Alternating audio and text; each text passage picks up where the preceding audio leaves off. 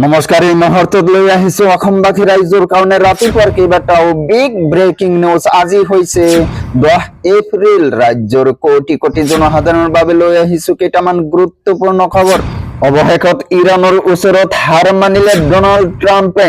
নগদ ধন দিলেই নচলিব। আজিৰ পৰা সলনি হ'ব কেইটামান বিশেষ নিয়ম। এখন যুদ্ধৰ অন্ত, আন এখন যুদ্ধৰ আৰম্ভণি নেকি?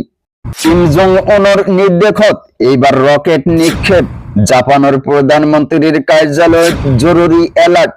লগতে কেইটামান ৰাজনৈতিক আৰু অৰাজনৈতিক খবৰ যুগত কৰা হৈছে আজিৰ দিনটোত।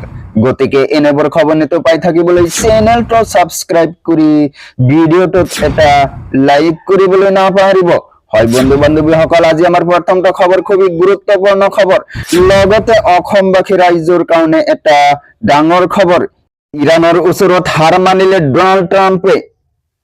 সভ্যতা শেষ হৈ যাব বুলি কোৱা ট্ৰাম্পৰ হুংকাৰ ধূলিসাৎ হল। ইৰাণৰ ওচৰত হাৰ মানি ঘোষণা কৰিলে যুদ্ধ বিৰতি। 40 দিন ধৰি চলা যুদ্ধৰ অৱশেষত সাময়িক অৱসান। ট্ৰাম্পৰ এই স্থিতিৰ পিছতে এতিয়া আমেৰিকাত তীব্ৰ প্ৰতিক্ৰিয়া। ডেমক্ৰেট পাৰ্টিৰ 85 জনতকৈ অধিক সাংসদে বিচাৰিছে ট্ৰাম্পৰ অপসাৰণ। কালি ট্ৰাম্পে হুঁকিয়ানি দিয়াৰ পিছতে ইৰাণৰ ৰাজপথলৈ ওলাই আহিছিল জনতা। ইৰাণৰ ওচৰত হাৰ মানিলে ডনাল্ড ট্ৰাম্পে।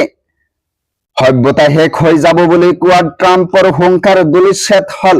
অৱশেষত ইৰাণৰ ওচৰত হাৰ মানি ঘোষণা কৰিলে যুদ্ধ বিৰতি। ট্ৰাম্পৰ এই স্থিতিৰ পিছতে এতিয়া আমেৰিকাত তীব্ৰ প্ৰতিক্ৰিয়া। তাৰপিছত জনাই আছো আমাৰ পৰৱৰ্তীটো খবৰ খুবেই গুৰুত্বপূৰ্ণ খবৰ। লগতে অসমবাসী ৰাইজৰ কাৰণে এটা ডাঙৰ খবৰ। দেশৰ টলগেটত কৰ পৰিশোধৰ নিয়ম হাল সলনি। নগদ ধনেৰে টল টেক্স পৰিশোধ কৰিব নোৱাৰিব। কেছ মাধ্যমেৰে টল টেক্স পৰিশোধ হ'ব বন্ধ। ইউপিআই আৰু ফাষ্টেগৰ জৰিয়তেহে পৰিশোধ কৰিব পাৰিব টল টেক্স। যদিহে আপোনাৰ ফাষ্টেগ নাই, ভৰিব লাগিব অতিৰিক্ত ধন। ইউপিআই জৰিয়তে পেমেন্ট কৰিলে ভৰিব লাগিব অতিৰিক্ত ধন।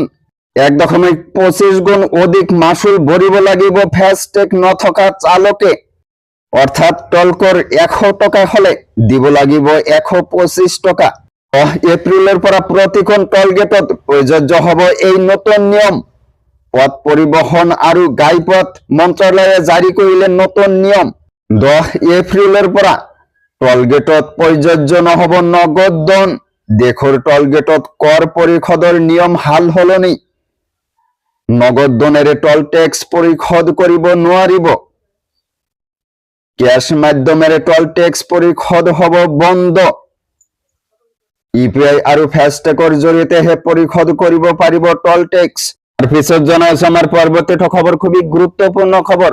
লগতে দেশৰ কোটি কোটি জনসাধাৰণৰ বাবে এটা ডাঙৰ খবৰ।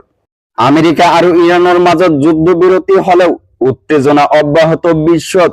কিম জং উনৰ নিৰ্দেশত এইবাৰ নিক্ষেপ কৰা হল বেলিষ্টিক মিছাইল। জাপানৰ প্ৰধানমন্ত্ৰীৰ কাৰ্যালয়ত জৰুৰী এলাৰ্ট। সাইৰেনৰ শব্দত এবাৰ কঁপি উঠিছে টকিঅ'।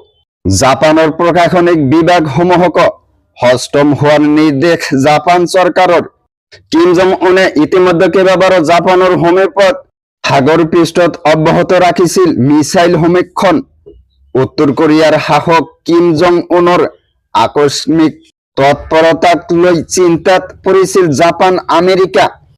এইবাৰ উত্তৰ কোৰিয়াৰ পৰা পুনৰ বেলিষ্টিক মিছাইল নিক্ষেপৰ পিছতে জাপানত হস্তম হৈ পৰিছে জৰুৰীকালীন বিভাগ।